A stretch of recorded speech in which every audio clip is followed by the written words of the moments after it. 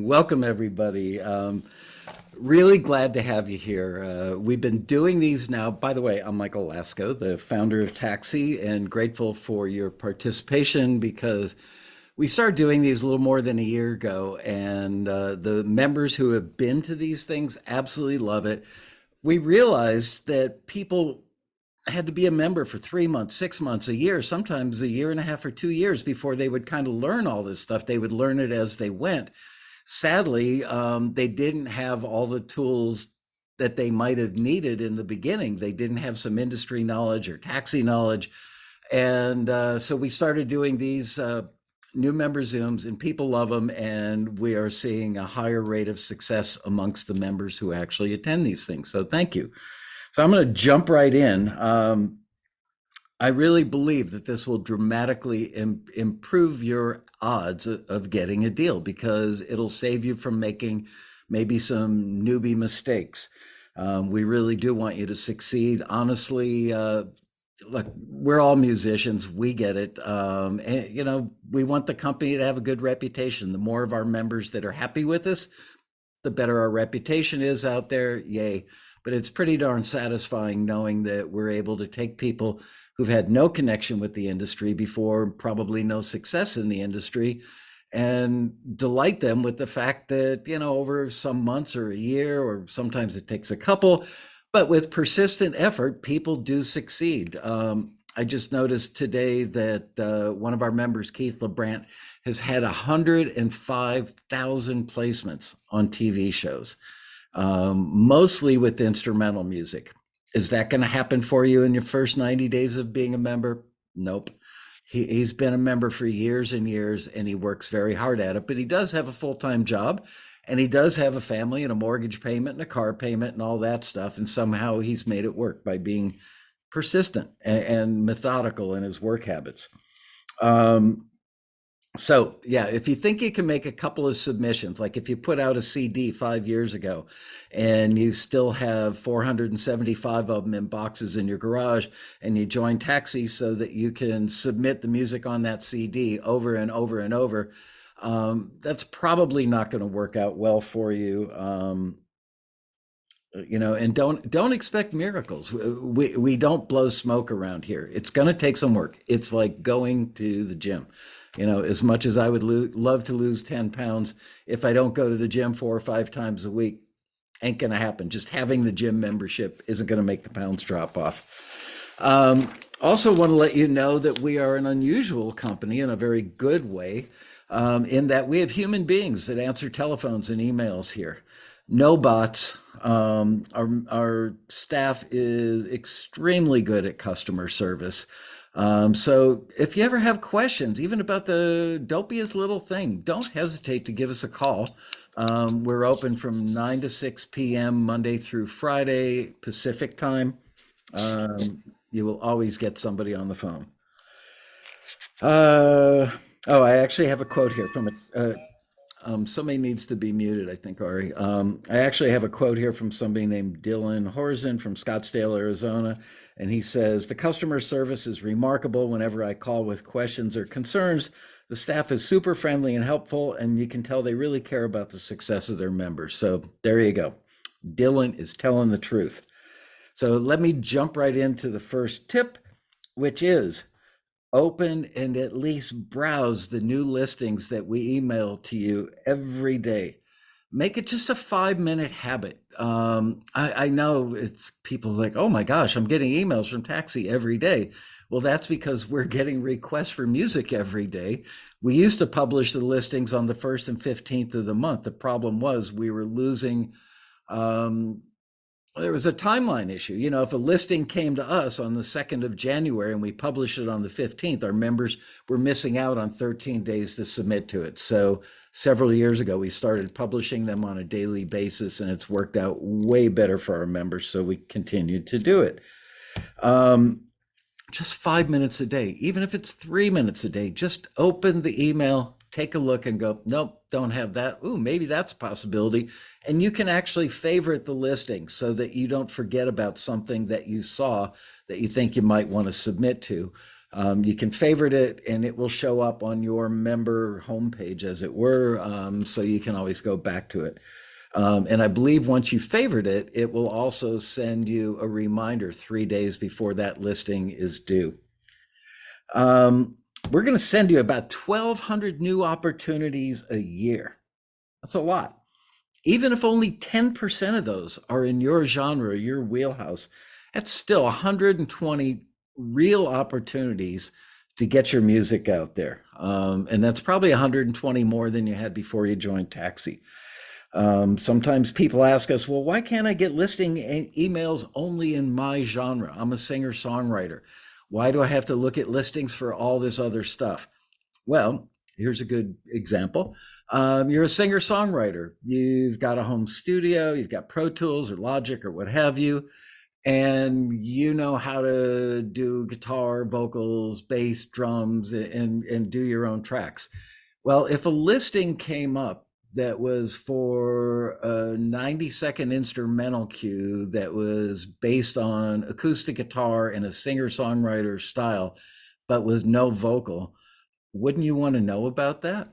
So that's why we say look at everything, because there might be an indie folk listing that is for instrumentals. Well, yeah, but you normally don't do instrumentals, but gee, recording stuff without a lyric, without having to write a lyric, without having to record a vocal and nail it, is actually much quicker and much easier. So you should look at all the listings, just a few minutes a day. People ask, why am I not getting my daily emails from Taxi? If you're not, that's a problem. It's not unheard of that our emails go to somebody's spam box, or maybe they've got the promotions tab set up as a separate thing, and Gmail sees the Taxi emails because they're regular on a daily basis and goes, oh, those are promotions. So if you go a day or two without seeing Taxi emails, please check your spam folder, check your promotions folder. And if you don't see emails from us in there, please call the office or email memberservices@taxi.com. Somebody will check it out, solve the problem. Sometimes when people join, they mistype, a single letter in their email address, and therefore they don't get the listings. You don't get the listings, you can't submit. Next tip, really important. Read the listings very carefully. I saw somebody yesterday just told me that they're making a T-shirt that says, read the expletive listing. And 80% of the reasons, 80% of the time that people don't get forwarded by Taxi, it's because they didn't read the listing well. We get R&B submitted for country. The listing, I saw something yesterday. The listing asked for a 2 to 3 minute song, and this gentleman submitted something that was 5 minutes and 45 seconds. We don't want to be that stringent about and say, well, this is an awesome song, but it's 5 minutes and 45 seconds long. But we're in the real music industry, dealing with real professionals in the industry every day of our lives. And if we send them something that's really good, that's 5 minutes and 45 seconds long, you might think, well, gee, why couldn't they just reach out and say, hey, can you create a shorter version? The reason for that is they've probably got 100 other things that are viable, maybe 10, 20, 50, whatever the number is. They don't want to go through the pain of working with somebody saying, I really like this, but I need you to edit it down. Okay, here's my new version a week later. Well, it's still 3 minutes and 17 seconds long. I really need something between 2 and 3 minutes. All right, let me work on it again. And then a week later, they send something back. They don't have the time or the bandwidth to deal with that. And there's always something else out there. So they just want our members to be as professional as the rest of the industry. So don't submit a 5 minute and 45 second song for a request that has a 3 minute cap. All right, I'll talk a little bit more about that later, but read the listings carefully. People in the industry often say that Taxi, in the industry, they call it a brief. We call it a listing. People on the pro side of the industry that see our listings say Taxi has by far the best briefs or listings we've ever seen. the most detail, the most instruction for your members. I can't believe you guys put all that effort into it. Well, of course we do, because we want you to succeed. So there's no hidden information or insider information that we have that we're not telling you. We give you everything we know is in that listing. Sometimes we see requests from clients that aren't that thorough, or don't explain stuff well.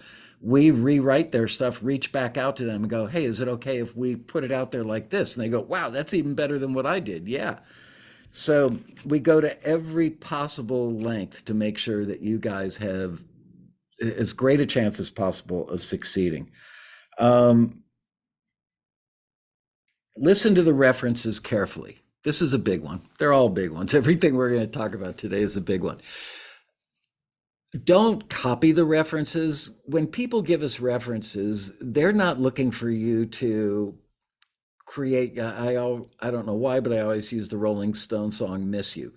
Um, are they looking for something where people might go, "Ooh, that sounds a lot like the Rolling Stone song "Miss You"? No, but are they looking for something that's probably got a Telecaster rhythm guitar? Yeah. Are they looking for something that's close to the tempo of "Miss You"? Yeah. Are they looking for something with some kind of roomy sounding drums? And a really strong kick drum in the mix and the rock and roll attitude of the voice. Yeah, they're looking for the general qualities. And when you listen to all three listings, you might go, well, that one's not that close to the other one. Triangulate them. Look for the things that they have in common. Never try and just emulate one list or one reference. Try and look at the things that are common among the three of them and make yourself a little list and go, okay, so now I'm going to sit down and write to that listing and incorporate. We're literally handing you the keys to the kingdom. The people in the industry, are handing you the keys to the kingdom. Um, in the film and TV aspect of the music industry, they they're not looking for, oh, I love that. That's so good. What artistry. Oh, I love this song. I'm going to put it in my movie. They're looking for music that solves a problem for them, which is they need something to move a scene along better, or something that bolsters that mood or that emotion in a scene. And the music supervisors, it's commonly thought that they're like A&R people. Oh, if a music supervisor loves my music, they'll just put it in their movie. No, they've got to play what they find, which has been requested by the director or the executive producer. The supervisor then has to pitch it to them. So the music supervisor really is more like a casting agent, is for actors in movie and TV. They're presenting the options, but somebody else is making the decision. So if the director of a movie says, I need somebody who's between 5'3" and 5'5" and has red hair, they certainly couldn't put a bunch of actors in front of the director that are 6 feet tall with blonde hair or brown hair. Makes perfect sense, right? So, I'm reading my own notes, trying to keep up with myself because I'm going so quickly. Anyway, go for the overall tempo, the overall vibe, and the general style, but don't emulate a particular reference. And when you've got it, even while you're working on it, you could go back and listen to the references and ask yourself the question, does my thing sound like it would fit on a playlist with these other things? If it does, you've probably hit pay dirt, because ultimately that's what they're looking for, is something that sounds generally like that other stuff. Um, this is super important, and I know it's going to seem a little antithetical maybe, but learn to create music for the listings. And I know it's like, oh my gosh, I've got 3 weeks to create a piece of music to respond to this listing. And if you've never worked, and this is really for the film and TV side of the industry, that's how it works. And generally, I would say 98, maybe 100% of the time, people pitching existing music rarely have the kind of success that people will have creating music for something.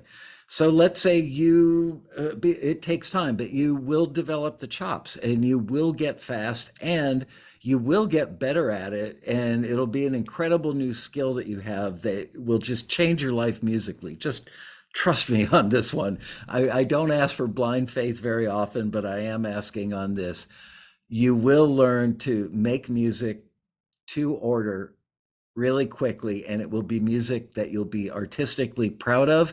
You'll become a better writer, you'll become a better engineer, you'll become a better producer. All that stuff will come of the things that I'm telling you. Just please trust me on this.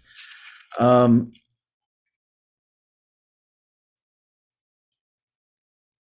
Yeah, once you've got something finished, go back and reread the listing and ask yourself the question, did I give them what they're asking for? You'd be surprised how many people don't do these things and they go, yeah, I was a taxi member for a year. It didn't really work out for me. Well, they probably only submitted three times. They probably submitted music they put on a CD 5 years ago.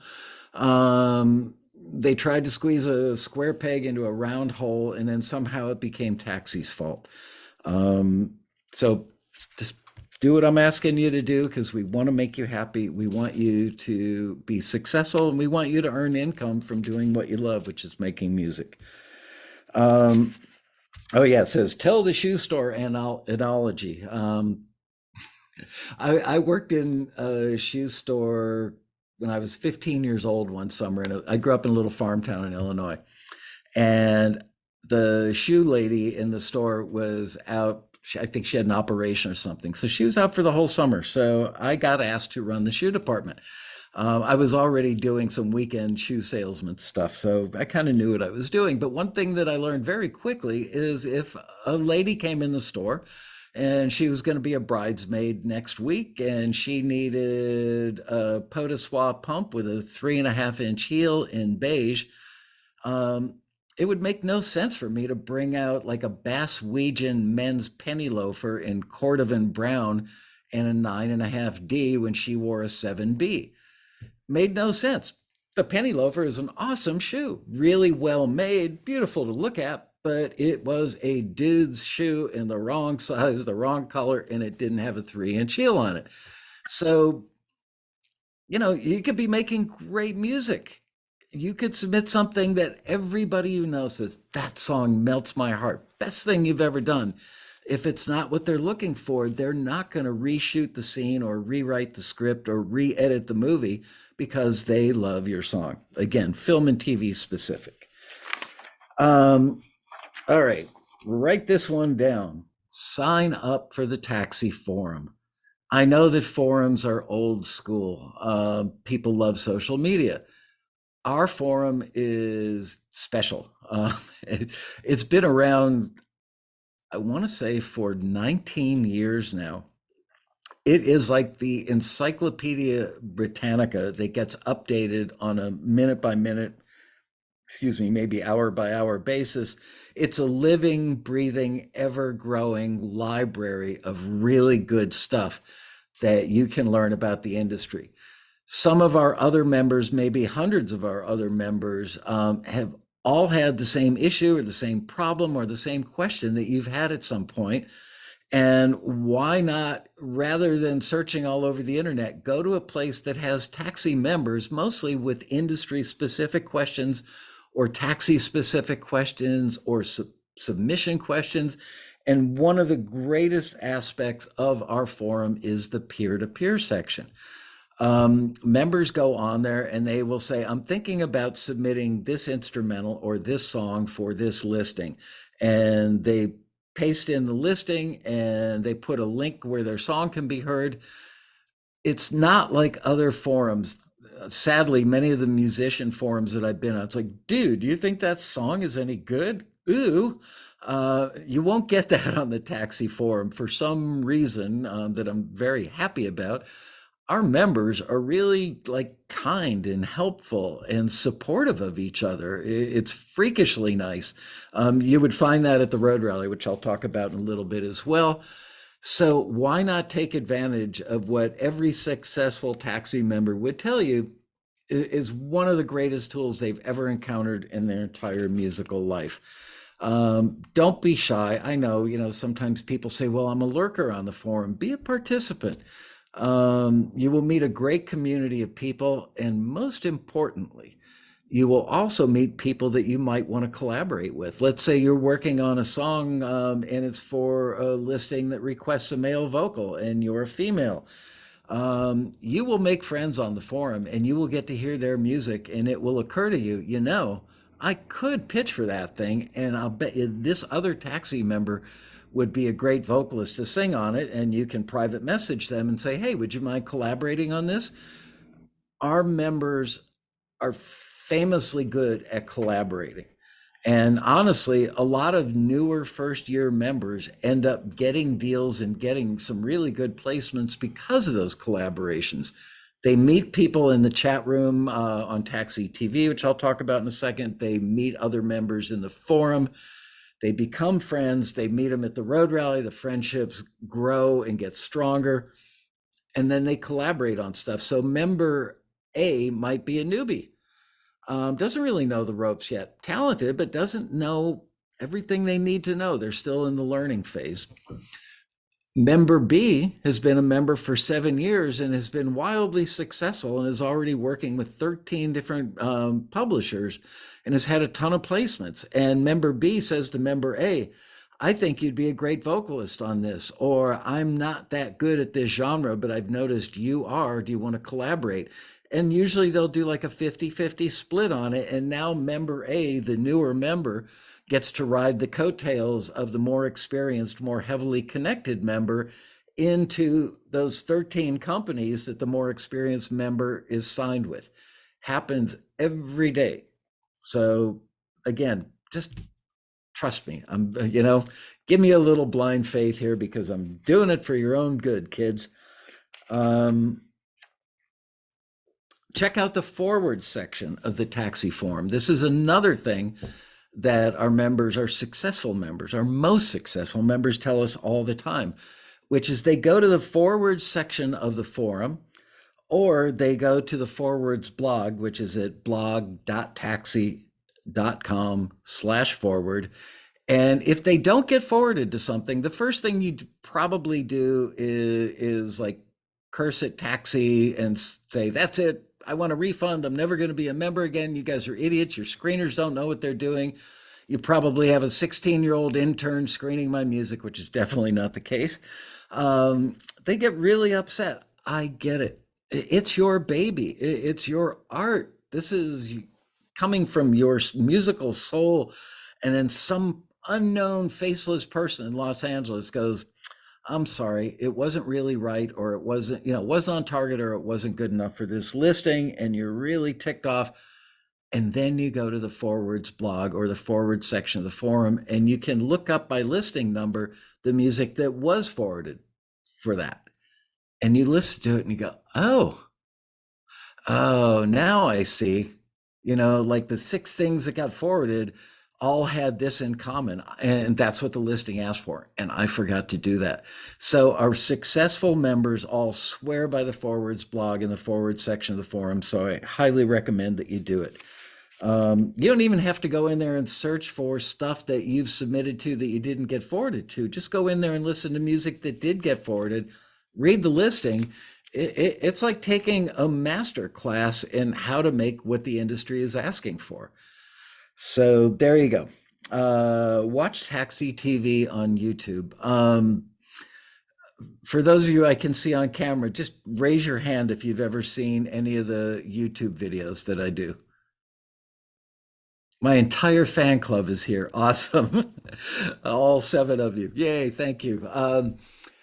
I started doing Taxi TV episodes about 13 years ago, way ahead of the curve on that.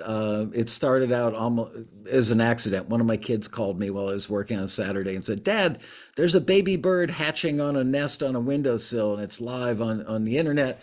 I saw that and I went, I bet you I can use that for Taxi. And we started doing Taxi TVs.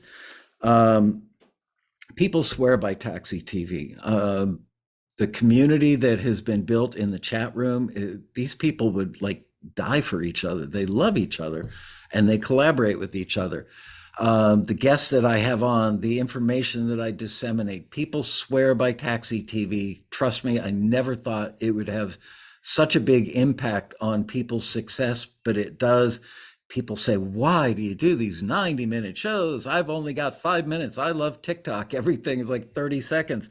90-minute shows. Oh my God. Well, you know what? I guess you could pay Berkeley or somebody or Full Sail and take their online courses for a few $1,000s a semester.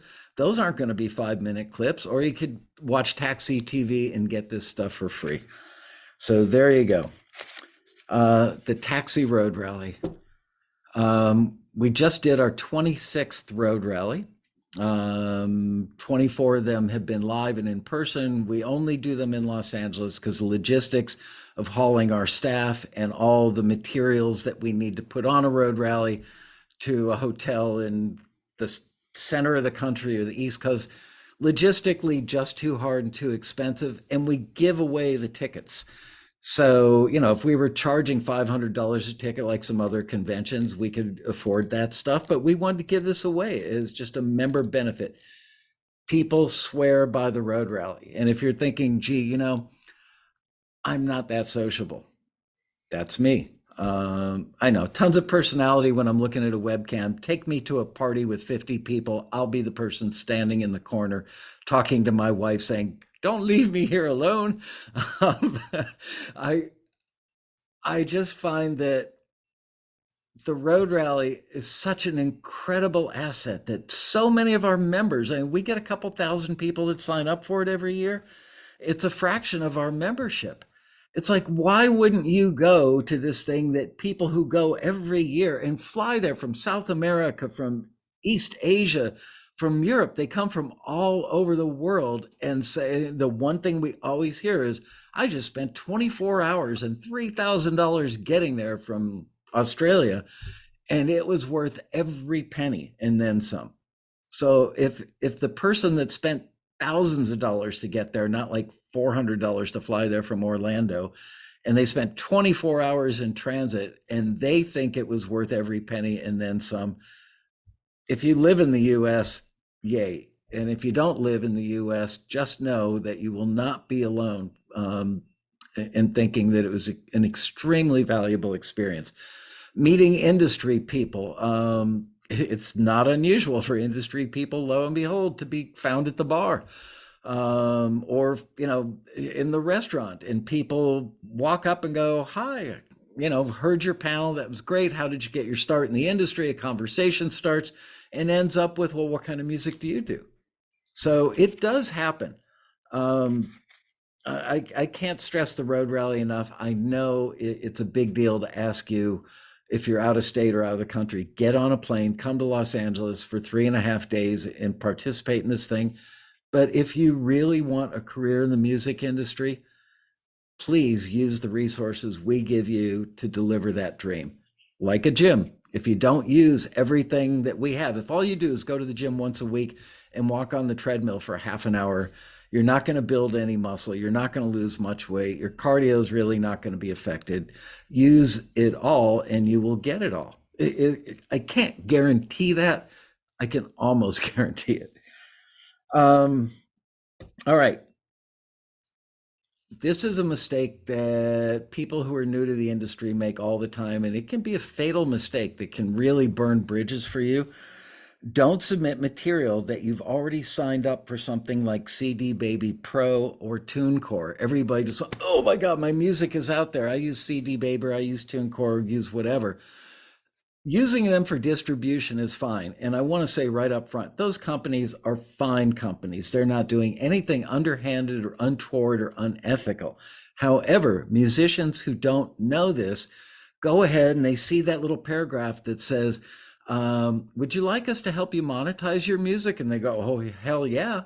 And they check the box, or they pay for the upgraded version. It's the pro version. You just signed a real live publishing deal or a real live publishing administration deal. So that means that if you're submitting your music for film and TV stuff, trying to get it in a production music library. Well, what is a production music library? It's a film, TV specific publisher.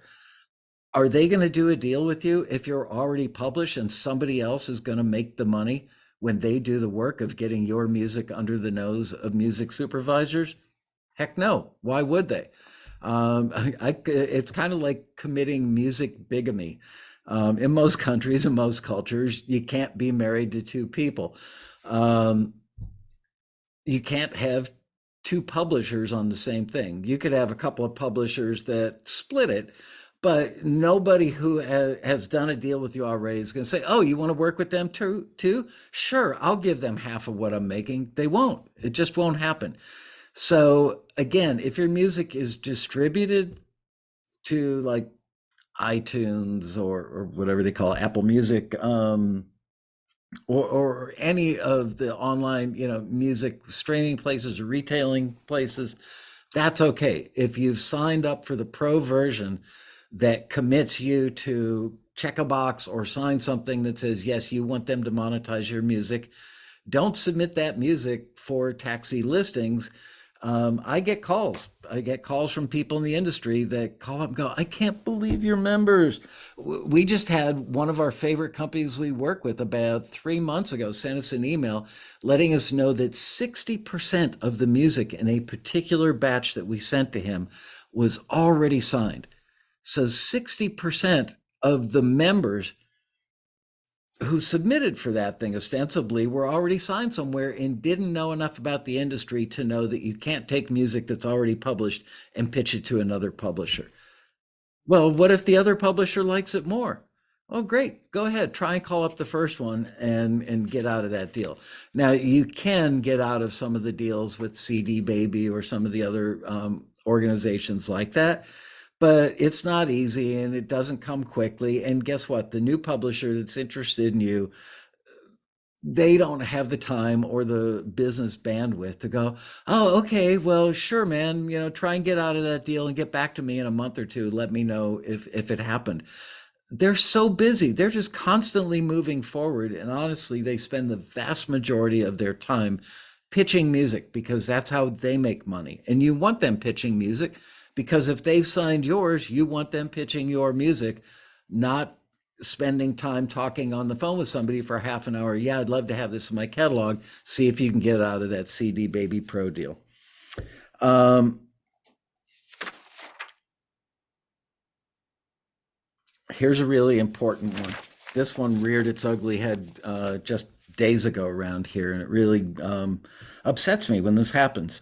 If a company like a music library offers you a deal and they send you a list of delivery requirements like sending 24-bit 48K files or sending a certain length, like I need a 30-second cut down, um, follow their instructions to a T. They're telling you what they want. Just give it to them. But you know what? People will send in, a library says, I love this 2.5 minute piece you sent me. I need a 30-second version I could pitch for TV commercials.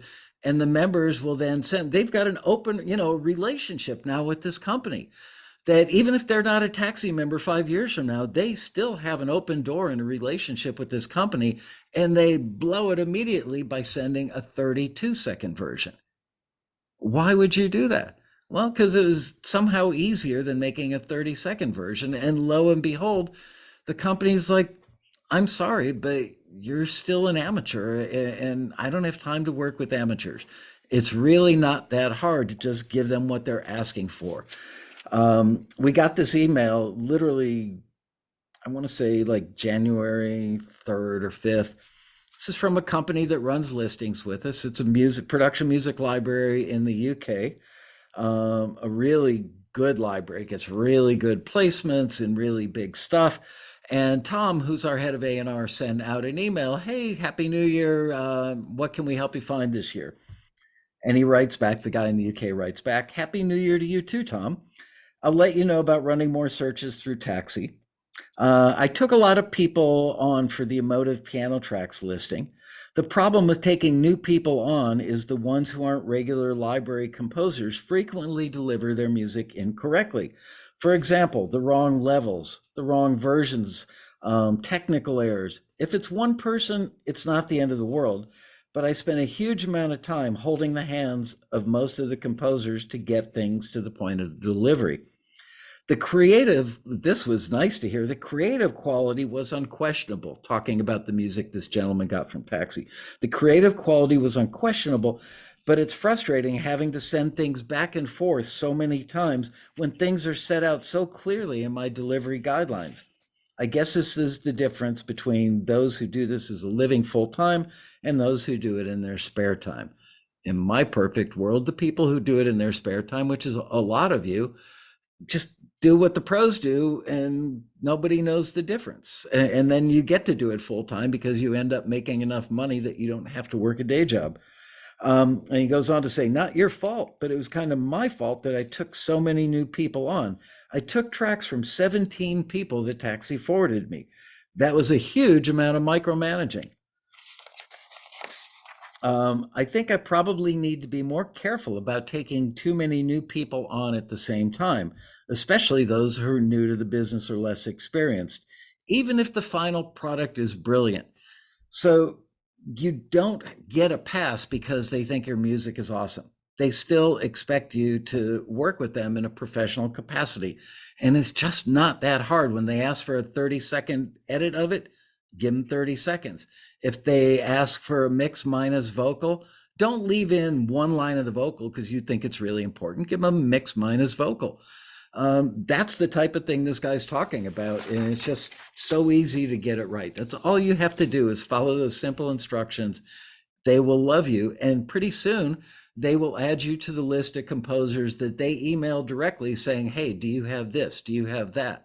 So now you've got a relationship with them. If you get it right with a bunch of the companies we forward you to, you could end up with 5, 10, 15, or 20 different companies that you work with. You don't need Taxi anymore. As weird as that sounds, our greatest reward is people who get so much success from using Taxi that they don't need us anymore. If you have questions about how to do something, if you don't know what 24-bit 48K is, go on the Taxi forum and say, guys, I'm new at this. Nobody's going to go, God, I can't believe you don't know that. Just go on there and say, hey, I'm new. I don't really know what that means. And your fellow members will tell you, and nobody will laugh at you. Nobody will make you feel uncomfortable about it. And they've got experience doing it. Okay. So now I'm going to move on to frequently asked questions that we get that you guys may have as well. And remember, when we're done with this, actually, I'm going to take this video, and when I'm done with it, I'm going to say goodbye to you guys and pause for a second so that we can make this its own edited segment. And then I haven't told anybody this yet, but you guys are the first to hear it. We're going to start doing monthly Q&As with me. For just anything you guys have. So like a regular monthly, probably 60 to 90-minute hangout on Zoom where it will all be your questions and I will answer them. So question number one, can I submit songs not written by me for a friend? People ask that. I've got a friend that's got the perfect thing for this listing. Can I submit it? No, you can't, because even though your friend says, can you please submit it for me? That really doesn't give you the legal right to submit it for them. So you can't. Can I submit material that I didn't write, but I did produce? We have people that are really good producers that work with other people in their town or in their circle of friends. No, just because you produced it, you don't own the master most of the time, and you certainly don't own the copyright unless you were a writer or co-writer. So the rule of thumb is you can submit anything that you've written or co-written. If your name is not on the copyright, you don't own the copyright. You don't have the legal right to submit it. We've had problems where people submitted stuff for a friend. It got forwarded to a big music supervisor. I can think of a particular instance where it got forwarded to a big music supervisor, and the supervisor got the member's contact info from us, which we always provide them. she reached out to the member and said, "Hey, I want to put your song, Mary Had a Little Lamb, in my big movie with these major stars." And the member went, "Huh? What are you talking about?" Well, he didn't know because he didn't remember that he submitted something for his friend a couple of months before. And as soon as the supervisor found out that he was representing that it was his music through his account, she said, "You know what? If you weren't professional enough to not lie about that and try and sneak one over on everybody, I don't want to work with you. So thanks anyway. I'll find another song. Bye bye." Um, how many submissions does Taxi get for each listing? I think people often wonder that because they want to know how much competition is there. The number of submissions we get for listings ranges wildly. If we run a listing for K-pop with Korean vocals, we get quite a few of those requests, but not that many people sing in Korean. So we might only get three, four, five submissions for that.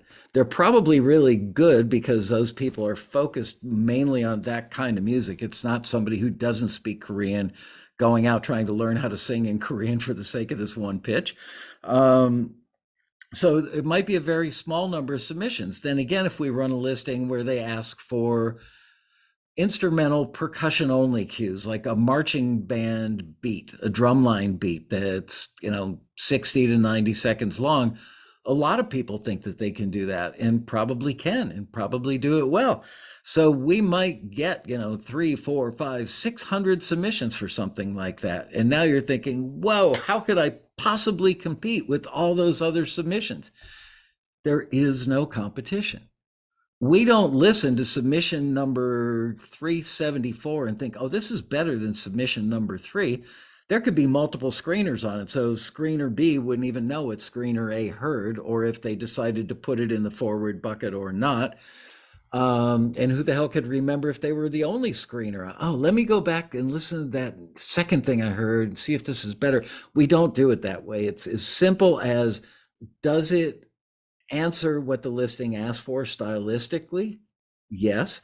And is it good enough that the person on the receiving end will go, wow, I'm really impressed with this. This is usable. I could use this. Yes. Thank you, Taxi. So you're not competing. In the case where we got, I want to say we had one listing for percussive instrumentals. I want to say we got 800 submissions.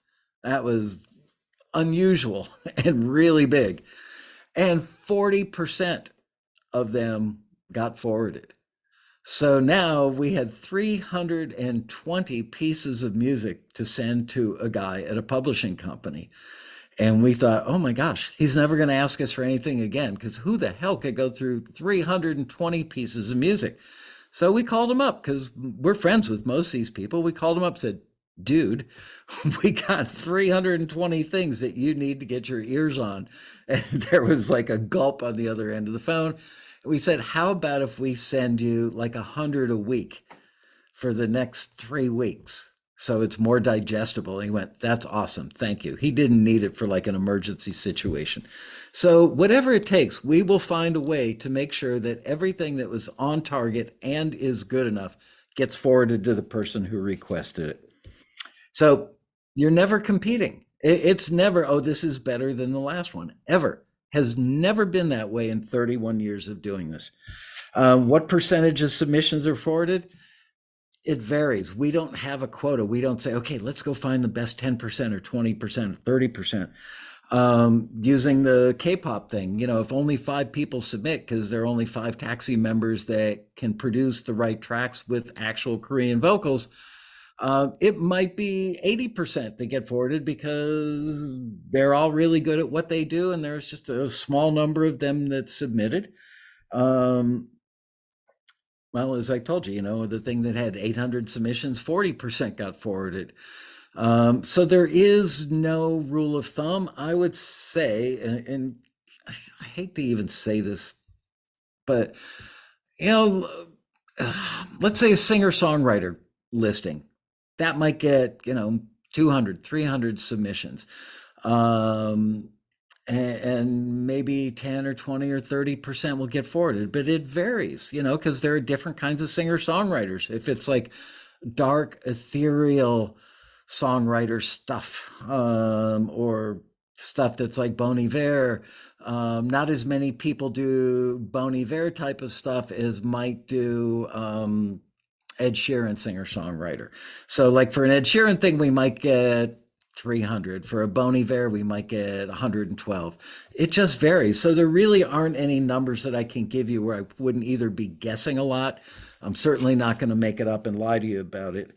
Um, Anyway, now you've got a pretty good picture. Just know that you're not competing. If it's a listing that gets 800 submissions, every single one of the 800 will be listened to by somebody that is highly qualified in that genre, has a resume that you would be shocked if you saw it and go, wow, I can't believe people at this level are listening to my music.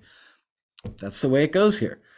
Um, but Michael, aren't they listening for the best song or instrumental? They're looking for the song or instrumental that's most right for what's been asked for.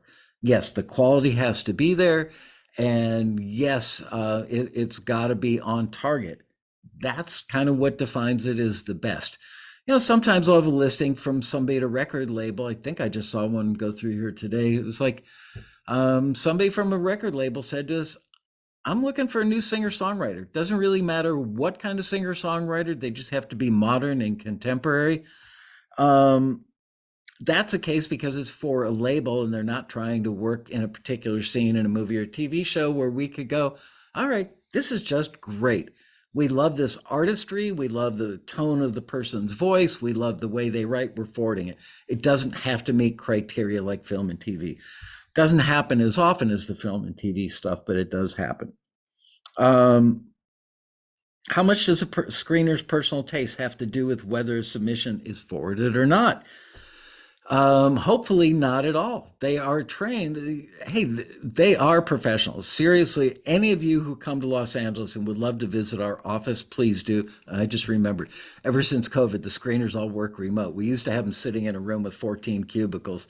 But you will see that the screeners are all musicians. They all have incredible resumes and they're all professional enough to know it's not about personal taste. You may love something. I used to screen in the first couple of years at Taxi. There were times I heard stuff that was, I put it on a CD and kept it in my car, but I couldn't forward it even though I personally loved it because it wasn't right. And you might say, well, why doesn't the company just go, but this is awesome, I want it? A record company might, but film and TV people won't because it's got to make the scene. It's got to bolster the emotion or the mood of the scene or move the action forward or something. So they can't just take something that they personally love and forward it. Why don't the screeners forward something that's pretty close? Ask any professional in any aspect of the music industry, would you take stuff that's pretty close? No. Why not? Because I can get great stuff from all my contacts all day long. Why would I want to get stuff that's kind of close or pretty close when I can find great? Pretty good answer. Does the screener's mood or not having enough coffee or having a bad day affect what they do? I guess in theory it could, except we found a way to make sure that that doesn't happen. We have a rule. We actually have a handbook for the screeners. One of the things in the handbook is that if you start screening and you're not feeling it, having a bad day, maybe your dog died the night before, maybe you had a fight with your spouse, maybe you're sick, for whatever reason, if you're not feeling it, all you have to do is contact our head screener and say, can I please reschedule? I'm not feeling it today. I want to do the best for the members. And so the work doesn't get taken away from them. They're independent contractors that work on a regular basis for us. So if they phone in or text or email and say, not happening today, that same work will be available for them tomorrow. So they don't miss out on making the income and you guys get saved from having somebody that was up all night because their kid was sick or something. So there you go. Is there a 1% chance somebody could be in a bad mood and not call out sick or whatever? Yeah, that could happen. People that complain, oh, this screener didn't get me, or I don't think I got a fair shake from the screener, we encourage them to go public with this. Take the music, take the listing, the text of the listing, take a link to the music and take the whole critique from the screener and put it on Taxi's forum and show everybody why you think the screener got it wrong. And your fellow members will weigh in. And I've got to tell you, since whatever year we started that forum, I want to say it's 2004, in all these years, 19 years, I honestly can't remember a single instance where all the members went, "Oh my God, that screener totally screwed you over. They should have forwarded that." Usually the first person that responds is like, "Oh, this is really nice, Tom. I really like this." And they're maybe a little overly kind. And generally it's newer members who are trying to be really nice and sweet. And then the other more experienced members will chime in and go, "As good as this is, it's not right. And I can see why the screener didn't forward it." Other members will chime in. I don't think I've seen three instances of people being like condescending or nasty. So you don't have to fear that. Um, but 98, 99% of the time, the public agrees with the screener. So I feel very confident that the screeners get it right and get it right a lot. Um, Sometimes you might get different feedback on the same song from the same screener. And you go, well, what the hell? This person, screener number 473 said this a month ago when I sent it in for that listing. And yet they said something different for this listing. And both listings were for R&B. So same genre, same song, same screener, different things the screener pointed out. First of all, it's two different listings. While they might both be R&B, one of them might be looking for sexy, sultry R&B, and the other one could be looking for fun, bouncy, I'm having a great day, or I just fell in love R&B. So there are different requirements for the two R&B listings, and that might cause the screener to say, "Hey, Tom, I noticed this and that one, and I noticed that in this one," because it's two different circumstances. So don't let it freak you out if you get different feedback. Or they might actually remember, "Oh yeah, I just heard this 2 weeks ago, and I do remember pointing out the vocals were a little pitchy. So this time I'm going to try and give them another little tidbit that they can concentrate on, like maybe the drums are too stiff." So there you go. In what order the submissions listen to? Totally random. Doesn't matter if you're the first person to submit or the last person to submit. When the screener sits down, logs in with their screener ID number, puts in the listing number of what they've been assigned to work on that day, the system is set up so it just randomly pulls. If we got 100 submissions, it could pull submission number 37 or submission number 28. Doesn't matter. If a screener doesn't forward my submission and makes a suggestion to fix something, why can't I fix it and then resubmit it for that listing?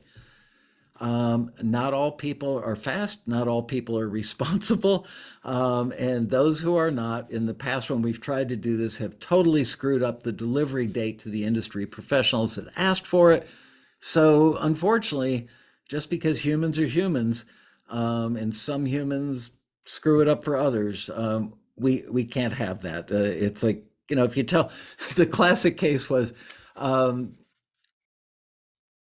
the screener said something like, "If you just remix this with the drums not so prominent, I could afford it." And we gave the member permission to do a quick remix. The guy writes back and says, "My new Korg keyboard is coming tomorrow from Guitar Center. Hang on a minute. I want to redo all the keyboard parts, then I'll remix it." And the guy sent the stuff back like 10 days later when the listing ended 24 hours later. So there you go. How long will it take until I hear back from Taxi on a submission? We don't start screening until the listing has ended. So let's say a listing went out on January 18th. The deadline was February 11th, and you submitted on February 5th. We won't start screening until February 11th because we want everything to be accumulated in the bucket so that we're not doing this person today and that person tomorrow. And is this screener available to do 3 at a time or 1 at a time or 17 at a time? So we do them all starting at the same time from the same bucket. And therefore, generally, it takes about 3 weeks, sometimes up to 30 days before you hear back. We build that. We actually calculate the screening time based on the number of submissions. What type of music is it? Does it have vocals or not vocals? All these things factor into the timeline on how long it's going to take us to screen so that we can hit the delivery date that the people in the industry have, because we never miss that delivery date. If we feel like we might, we'll reach out to the industry person. Would it be okay if we were a day late? If we know them well enough, and they'll say yes or no. And if they say no, I need it when I need it, they will get it when they need it. We only do that like 3 times a year, maybe. How long will it take for me to hear back once you forwarded it? If there's anything I could change about Taxi in the music industry, this would be the thing.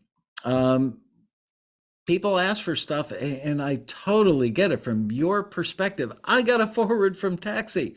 Oh my gosh, in your mind's eye, you can just see that person in the industry, the music supervisor, the vice president of A&R label, sitting there rubbing their little hands together going, I can't wait to get that music from Taxi. Oh boy. And you're thinking, oh, they're going to hear mine and flip out and think it's so good. And I get it. I really do get it. And I hate the fact they listen when they listen. They might have requested the music, on January 18th, and they need it for a particular film that they're working on, that they're going to start in March, and they're accumulating stuff from the 2 or 3 sources that are their go-to sources that they use all the time. So now they get the music and they've got the file folder from Taxi sitting on their desktop. We know if they download it or not. We've actually got a way to see what they've streamed and what they've downloaded. And if we see that it's gone a week after we sent it to them and they haven't downloaded, we'll reach out and say, hey, everything okay? We noticed that you didn't download the stuff we sent you. So we do poke them a little bit. But let's say they download it and they put it on their desktop, and now the director has a change of heart and wants to shoot the film a month later, and they're going to use a different editor, and now the production schedule and the post-production schedule have all been changed. So it's now not as important for the production music library or the music supervisor to listen on the schedule they originally thought. Unfortunately, that will torture you guys, and I totally get it, and I feel for you.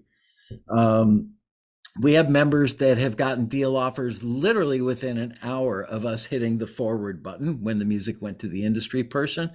Our world record holder, you're not going to believe this, absolutely true. One guy heard from a company 7 years after the music was forwarded by Taxi. Why did that happen? I see people smiling. Yep, stuff like that really does happen. Here's why. The music supervisor was looking for singer-songwriter stuff like a female Ed Sheeran, let's say, just pulling that one out of the air. We find 13 things. We send them to the music supervisor. Something changed during the course of the production. They don't need that kind of music anymore, but he liked what he heard. So he took 9 of the 13 things, dragged it to singer-songwriters I like, probably has a hip hop file, an R&B file, every genre that you can imagine somewhere on their computer of stuff that they've heard, they liked, and they're saving it for a rainy day. So you've been forwarded, you're frustrated because most of the time it's going to feel like it's gone into the abyss.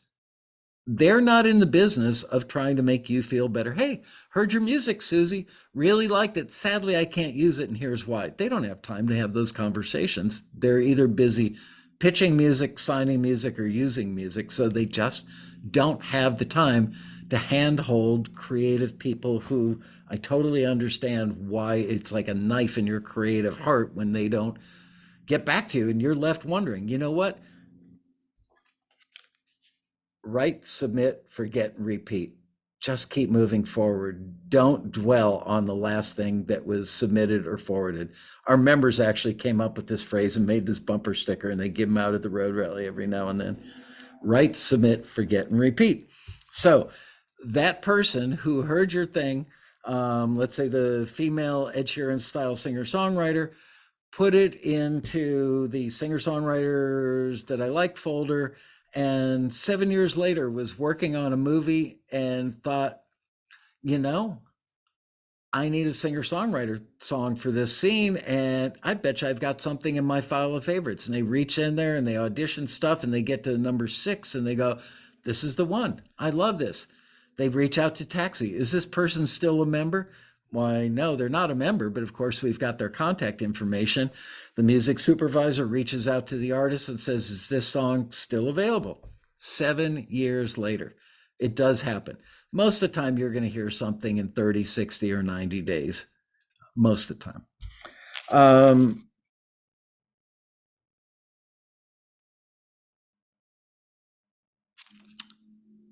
don't fall in love with the first. My father once said to me, don't fall in love with the first girl who kisses you back. I was in high school. Good advice, Dad. Um, don't fall in love with the first production music library, the first publisher that wants to sign you. Because what happens, and we see members do this, and I get it, but it's not the best thing to do, and that is somebody out there loves me. They get me. They're into me. They're going to push my stuff. They're going to pick up their phone and call everybody in the industry, go, you should sign this person. You should put that person's song in your movie, blah, blah, blah, blah, blah. Um, and now everything you create for the next year, you send directly to them because you own that relationship because you were introduced to them via Taxi. Now you've got a bunch of stuff in their catalog that might not be right for the kind of clients they work with. Some people are music supervisors that work on reality shows and use a lot of dramedy instrumental cues for shows like The Kardashians or something like that. I said that with such love in my voice. The Kardashians. Not a fan of the show. Sorry, Kimmy. But I do watch it, at least when it was on, I watched it because we need to know everything about everything musical as far as it relates to the industry. So we do watch things that we don't like. But a music supervisor who works on the Kardashians probably doesn't work on feature films that are $100 million productions with big hit songs in them and the occasional song from an unknown person that is ostensibly playing on a jukebox in the back of a bar scene while somebody, a guy and girl are dancing and they're talking and you hear the music 50 feet away, you can barely make it out. That's probably an unsigned, unknown artist that got a check for 2,500 to 5,000 bucks to use their song in that jukebox scene in the movie. Um, I lost where I was. Oh, so different publishers have different types of clients. Some production music libraries may work on feature film stuff a lot. Some may work on corporate videos a lot. Some might work on reality shows. Some might work on episodic TV, dramatic episodic stuff that tends to lean on more songs, less instrumental stuff. So you don't want to put all your eggs in one basket from the first person who kisses you back, so to speak. Thanks, Dad. Because their clients might not be right for your music, and you've just signed a deal and the stuff is locked up with them, but it ain't going to go anywhere because they don't have a lot of the right clients for your music. So even though they love you, spread it around. Your ultimate goal, my personal advice to you, if I were a Taxi member, would be to get a half a dozen things in library A, 10 things in library B, 9 in library C, 2 dozen in library D. And our most successful members that make the most money and have the most success generally have between 12 and maybe as many as 30 different catalogs that they're in. And guess what? Sometimes the first catalog might have a dry spell. Maybe the music supervisor they've been working with on that show, on that TV series for the last 6 years got fired or jumped ship and went to work on another show. So now their person who loved working with that production music library is gone, and their number of things that get placed in any given month just dropped down by 30%. But you're in their catalog. So there you go. Do I need to be with a PRO, performing rights organization, in America, ASCAP, BMI, or CSAC? And the answer is you should be a member of one of those, because if your music is going to end up in any sort of media, film, TV, what have you, or even on a record that gets played on the radio, those organizations collect your performance royalties when the music is played in a public way, like on a TV show, even in a concert, you get paid for that. So you want to be signed with a PRO. Should you register every piece of music you do with the PRO before you submit it? No, because oftentimes the production music libraries, the publishers, they're probably going to retitle it. They're really good at titling stuff so it gets noticed on a playlist faster than what we, meaning all of us musicians, might think is a great title. My wife's name is Deborah. I might write a song that's all about Deborah and call it Debbie's song. Nobody in the industry is going to gravitate to Debbie's song. Um, it, but maybe it was about, I had a really rough period in my life and you saved me emotionally and kept me from jumping off a bridge. And maybe, never actually happened, by the way. I'm pretty emotionally stable, just saying that. If the publisher sees that, they're going to go Debbie songs. No, it doesn't tell you anything about the song. It's not going to make you want to listen to it. So they might retitle it, You Saved My Life. Somebody, music supervisor, looks at a playlist, sees a song, You Saved My Life. They've got a scene where somebody's contemplating suicide or just having a really bad period in their life. That song is pretty attractive to, that title is more attractive to them. So they're going to be much more prone to listening to You Saved My Life rather than Debbie's song. Okay. No, sorry. One last thing. What is broadcast quality? You will see that in virtually every listing that we do for film and television.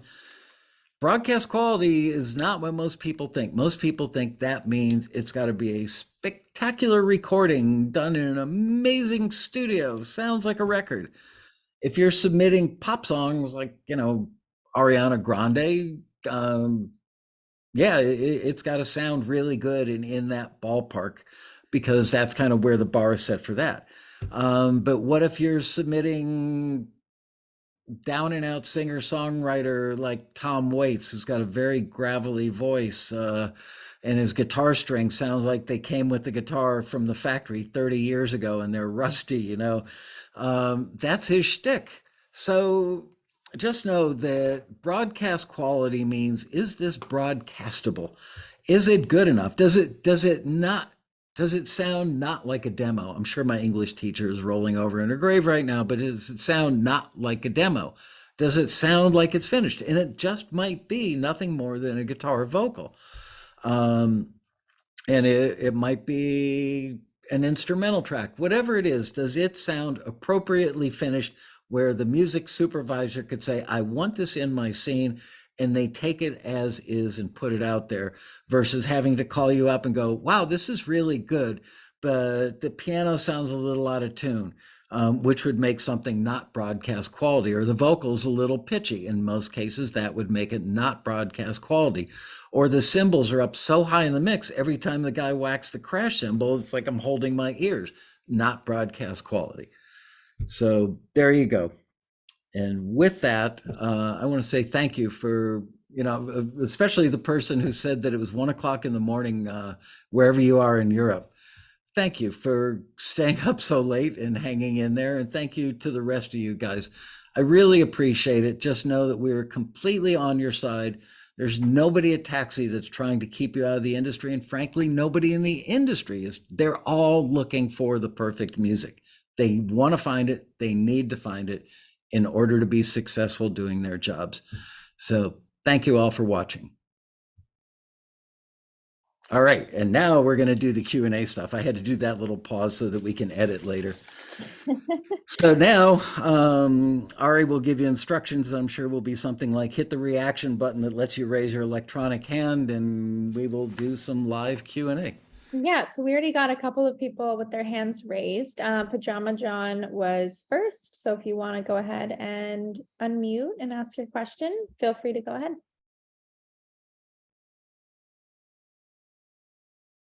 Where are you, Pajama John? I'm in my pajamas. There we go. I got it. Okay. Okay, wave your hand so I know who I'm looking at. I'm He in my doesn't have pajamas video in on. black because it's 2 o'clock over here in the Czech Republic. So sorry, buddy. Oh, okay. So, Michael, nice to meet you. Thank you for doing this. This is great. You're welcome. You kind of answered my question a little bit. I had a question about exclusive deals, and you kind of touched upon it. And maybe if I ask you a question, it'd be easier. About the guy who waited 7 years to hear back on his pitch. Was that an exclusive or non-exclusive deal? Do you happen to know? Well, it wasn't a publishing deal. It was a license directly with the artist who created the music. So Uh, any anytime they're 99% of the time when they put your music in a TV show or film, it's non-exclusive. You could take that same piece of music and put it anywhere in year number 1 or year number 2 or year number 3 or even year number 8 or 9 after it's been used in that movie. You still own it. You're just basically licensing your music to somebody basically means you're renting them the right to use it in their media. Now, if it had gone to a publisher, publishers, whoops, sorry, publishers will often ask you to sign an exclusive or a non-exclusive deal. An exclusive deal means that only they can represent it, and you can't do a publishing deal with anybody else. Kind of like being in an exclusive relationship. Non-exclusive means that it could be in their catalog and yet another catalog and another catalog. There are pluses and minuses for both of those things. I would say our most experienced and most successful members probably sign deals that are both exclusive and non-exclusive. right. Can I ask a very quick follow-up question? Sure. What's the etiquette for, okay, I pitch a song through Taxi to an exclusive deal Mm-hmm. and it gets forwarded. What's the appropriate amount of time to wait before I can assume they're not going to use it, so I can go ahead and resubmit it, for another listing? Write, submit, forget, and repeat. I guess I should Got hold it. that not Okay. in front of my Okay. face. You could And what- literally, you could submit it tomorrow. I personally would submit it for everything that comes up because you don't know if that first thing is going to get you forwarded or if it got you forwarded, if they're going to sign it, when they're going to sign it. And you know what? I personally would love to get a phone call from somebody saying, "Hey, Pajama John, I love your song. Mary Had a Little Lamb. Would love to sign it in my catalog," 3 weeks after we sent it to him. And you say, "Oh, I'm so sorry. They got picked up by somebody else already. But Mm, I can do another one that's in a very similar ballpark to that one." And they'll go, "Hell yeah, do that." great. Okay. Thank you. That's all I needed to know. Thank you, Mike. You're welcome. And thanks for watching from the Czech Republic. I was just in Poland about a month ago. Cold. Yep. Yep. We got winter here too now. Yeah. All right. Thanks, Pajama John. Thank you. Awesome. Thank you so much for joining us so late your time. The next person is Lori. So if you want to go ahead, thank you for waiting so long. If you want to lower your hand, you can unmute.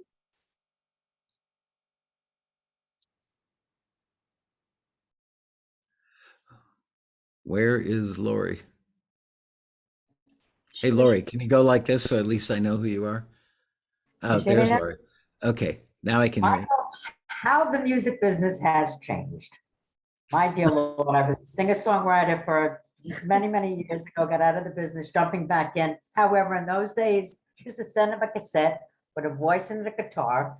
And the people were very talented, the producers then. They had the insight to be able to hear a good song and they would produce it. I see now that is no longer the case. It is So sometimes basically- you will see taxi listings where they will say, a decent demo is good enough. There are still some people that will take something that is in demo form and more fully produce something, usually on the record side of the industry, not the film and TV side. Right, okay, so from what I understand of all of the listings, they basically want the entire song produced and they're just going to take it For film and TV. and that's it. For Okay, film but and if TV. For film and TV, but if it's a song that they need for an artist, my question to you, I mean, I have had things that have been produced, or they were produced like 10 years ago in a professional studio, but the sound quality is still there. Would they accept something like that? Or are they going to keep my master and then just utilize that? Or they're going to say, okay, Lori, we love this song, want to take it, but we want to reproduce it. We need Most to of the time change- that would be the case. Remember the song Beautiful Soul by Jesse McCartney? Mhm. That happened because of Taxi. And that was a case where we forwarded a really excellent demo that was truly a master recording done in somebody's home studio, but beautifully done. We sent it to Jesse and he took it as it was and just put his vocal on it. And it was a hit record. So they love it when they can get a finished track that they love in its current state. Sometimes they might get something that they go, I love everything about it, but I don't like the string pad or I don't like the drum sound. And maybe they alter some stuff. Having stuff that was done in a professional studio 10 years ago is probably going to sound somewhat dated. Sounding dated is almost always a bad thing in the industry. Right. You would hope that people could go, oh, I hear how this could be freshened up and made to sound more modern and contemporary. Literally, it's got to sound like something that's going to be on the radio a year and a half from now, not a year and a half ago. Right. So having stuff that was done 10 years ago, even if it was done in a pro studio, probably won't get you much traction, is my guess. However, for some of those pitches, you could sit down at a piano and do a good solid piano vocal recording that's at least beats change, melodies, shoe styles aren't the same as they were 10 years ago. And yes, there's retro music out there or stuff that has retro influences, but more often, if you heard something on the radio that was done 10 years ago, you would instantly go, is this supposed to sound that dated? So there's the Okay, answer. so I totally understand what you're saying. Just a two-part question. Now that I'm ramping up trying to get into this, I have a lot of, my producers always tell me, Lori, a good song is always a good song. However, I have songs that I've written, they totally have to be redone and reproduced, which they have done. My problem is now entering in, I don't even know who the hell even to contact anymore because all my contacts are from 1,000 years ago. So I don't even, and producing it myself. 1,000, huh? Producing it myself as the songwriter, I'm too close to it. I need somebody. I've got a solution. Got a solution for you. You have an army of potential collaborators waiting for you on the Taxi forum. So get to know them, go in there, become part of that little community and get everybody feeling warm and fuzzy about their newfound friend, Lori. And then at some point you say, by the way, I've got stuff that, like I'm a legit songwriter, but the stuff sounds dated. Anybody out there interested in trying to collaborate with me and being my producer and working on, a percentage of this for doing a new track, taking my old material, my old lyric, my old melody, and making it sound like it's from tomorrow and not 10 years ago, somebody's bound to raise their hand and you've ended up building a relationship with somebody who may do that all the time with you. Right. Now, I saw some licensing deals. There was some company there that said they pay you $100 for a licensing and then they get to use the music. How does that work? I understand how publishing works, but it was like $100. Licensing, again, it's basically renting. They give you $100 up front. They put your music in a TV show or wherever. And then ultimately where you really make the money is on the back end through your PRO, be it ASCAP or BMI when it airs on TV and you get that back end money. It used to be fairly standard that you always got 1,000, 2,000, 5,000 up front for your music being used. Then MTV changed the world back when they started putting stuff in all of their reality shows where they didn't pay an upfront fee. Everybody in the industry is like, I'm boycotting MTV. They can't use my music anymore. Now, pretty much everybody doesn't pay you upfront. It's called a sync fee. It's fairly rare, but like on a big feature film, you might get 2,500 or $5,000. Might get it in a TV commercial where you get 30 grand to 100,000 up front. Right. Okay, great. You've been a wealth of knowledge. Thank you very, very much for. You are welcome. And for being a great CEO. Thank you. I try.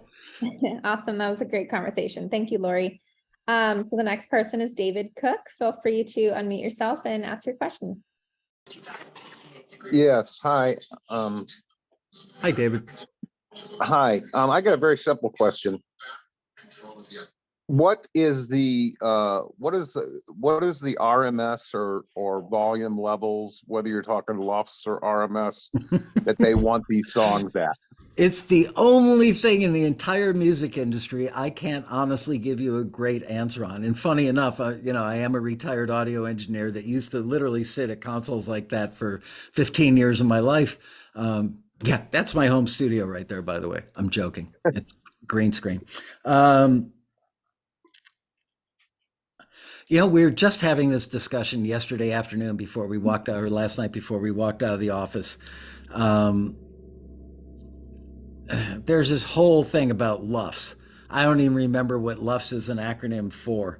But the bottom line is, if I were looking at an analog VU meter, if it's tipping up into the red, maybe even going into the red a skosh, that's probably fine, and it's probably a healthy level. That's the way we did it back in my day.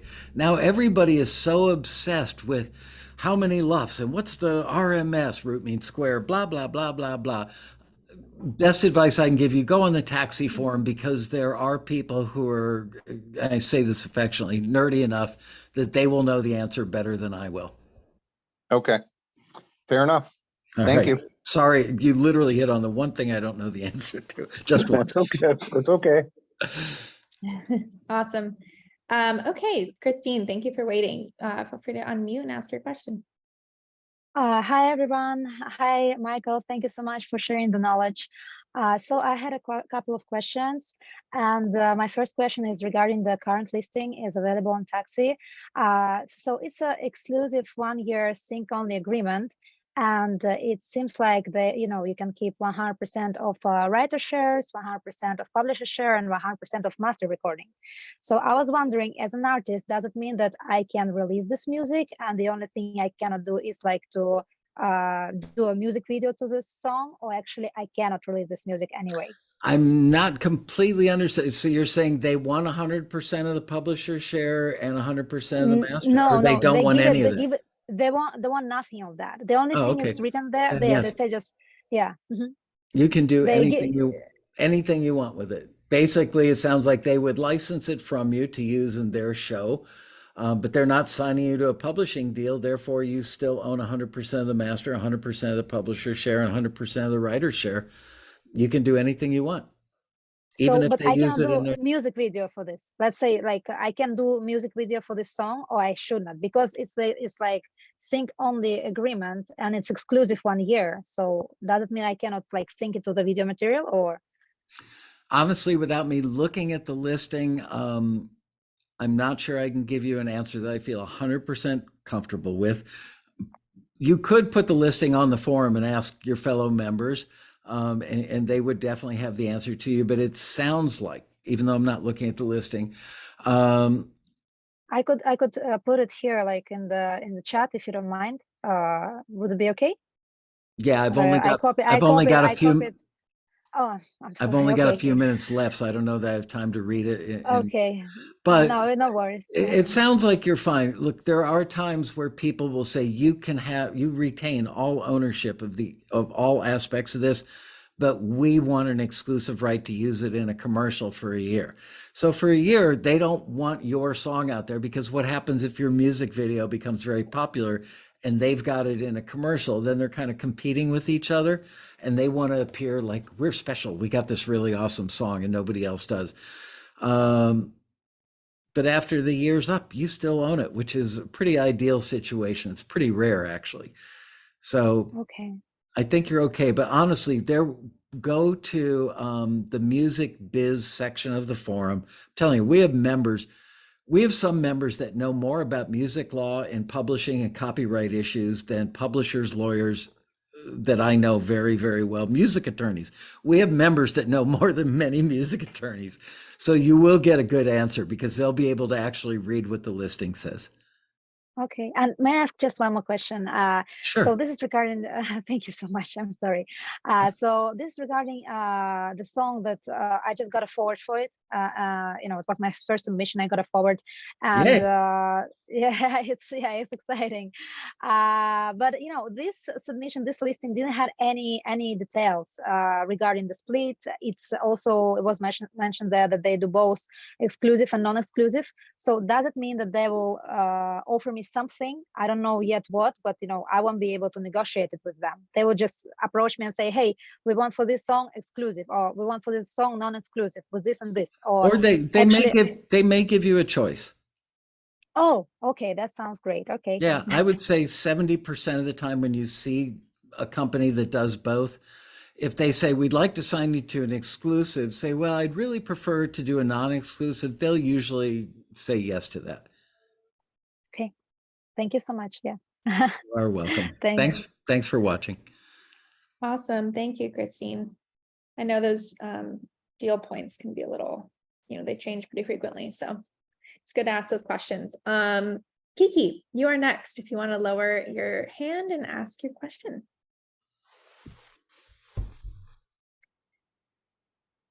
I think you just need to unmute. There you are. Thank you very much, Michael, for doing that video. And if you hear an accent, it's because I was born in France, though I'm an American citizen and I've lived here for many years. I have a couple of questions, and one is regarding the comments you made about it's a problem if your music is distributed by CD Baby or TuneCore as far as the monetization. What about DistroKid? Because I was pretty sure that my music is on the music platform, but they're just my distributor. I think that's fine. You can use any of those companies for distribution. What you can't do is sign a publishing or publishing administration deal with them and then pitch it to other publishers. Yeah, I have not done that. So, okay, you're fine. The other question I have is regarding the Pro. I am with BMI, and you said you shouldn't register, make an application for every piece of music you create. But if you distribute it, it has to be on the Pro, because that's the way you get your right. Most of our members who do instrumental music, which is that's what I do. I know. Okay, so let me rephrase that. Most of them who do instrumental cues for film and TV versus doing a 3-minute long instrumental solo piano piece, like a classical piece or cocktail jazz or whatever. Right. Most of the time they don't bother copywriting the stuff or registering the copyright or registering that particular piece of music with the PRO. And when I first heard that, I was like, how can you not do that? But these guys are so well versed in the stuff because they do it every day. And their logic is, if a production music library is going to sign me, they're going to have to register this with a PRO. They want to know that you have a PRO, but they're probably going to retitle. There's a decent chance that they'll retitle it. So now you'd have to go through retitling it with the PRO. So their feeling is, I'm not going to register this with the PRO until somebody actually signs it. Then the publisher registers it with their publishing company name with the new title with the PRO, and the member would register it with their PRO, so they make sure to get paid when it appears on TV. Yeah, that makes sense. So you're okay. That makes sense. I have one last comment to make about collaboration, and it's not directly linked to Taxi, but it is. I would definitely encourage anybody to collaborate with an artist, because something happened to me through LinkedIn, which is a very serious platform for professional. I met a musician, engineer, and a music studio engineer and composer, and he checked my music, loved my music, and offered to collaborate. And I'm taking everything, with a grain of salt, because I was manipulated before. I was scammed before. So I said, okay, fine. I talked to my lawyer, blah, blah, blah. He said, you have not much to lose. Give him the music. I created a piece of music through that relationship that I built within 2 months. And now it's been submitted for a major movie in the UK. So you never know what you get out of a collaboration. you know. So, Speaking of things French and collaborations, do you remember an artist named Gilbert Montagnier in France? of course, he blind artist. Yeah. I produced him in You did. 1978 or 79, somewhere It was around there. huge. And anyway, I just saw him for the first time in like 35, 40 years. My wife and I went out to dinner. We were in Israel, and Gilbert and his wife were in Israel at the same time. So we got to go out and have dinner together. It was Awesome. two brothers that had seen each other just a month Yeah. ago. Anyway, Yeah. he's doing great. Still famous. Yeah, still famous. Yeah, it was huge and he's still famous. Yeah. Yep. Great guy. Most talented guy. Unbelievable. Yeah, very talented. They call him I forgot the name. What is the name of that super famous blind musician? Stevie Wonder. He was called the French Stevie Wonder. That's what I they said used. to him at dinner about a year ago when the four of us went out to dinner. He made some comment about Stevie Wonder, and I said, do you know Stevie? And he goes, oh, yes, we have a club. All the blind singers know each other. Me, Ray Charles, Stevie Wonder. Great story. Great story. Thank you very much. Thank you. All right, let's do one more, and then we're going to wrap up.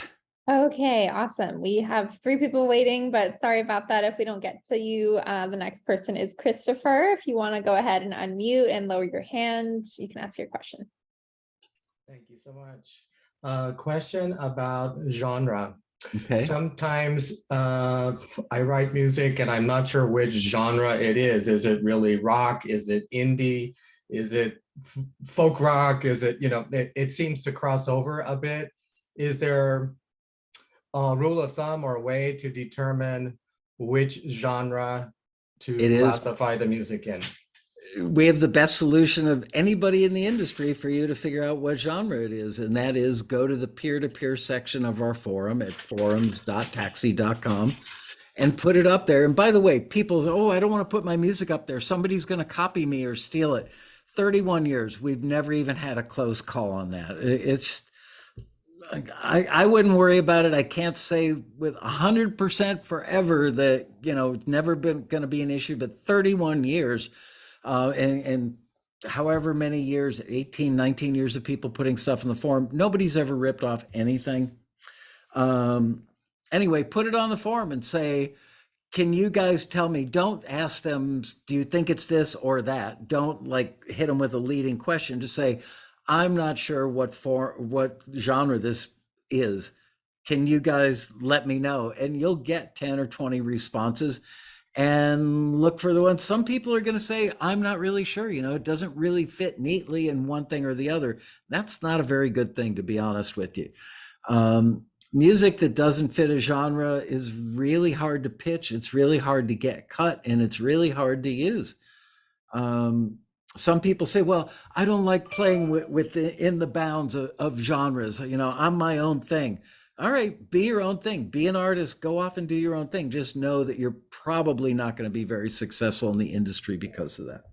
So forums.taxi.com, peer-to-peer section. You can do that every single time for everything you don't know the genre of. Excellent. Thank you. You're welcome. All right. I'm sorry I couldn't get to those last couple. Honestly, I've got a dinner that I've got to go to, and I'm already 7 minutes late walking out the door. So my wife is going to kill me. Yeah. So if I'm not at next week's event, you'll know why. I'm laying dead in a parking lot outside of a restaurant somewhere. Anyway, guys, thank you so much for joining me for this. And just know that I am going to start doing at least monthly where I do nothing but Q&A to answer all this stuff. And also watch TAXITV. You will learn so much. Go back and watch past episodes of TAXITV. Just, 1 or 2 nights a week when you crawl into bed, take your laptop or your phone with you and watch a TAXITV. And I think that you'll be surprised how much you learn. So with that, I bid you all a fond farewell, and I will see you soon. Bye-bye. Awesome. Thank you guys so much. Thanks, Ari. No worries.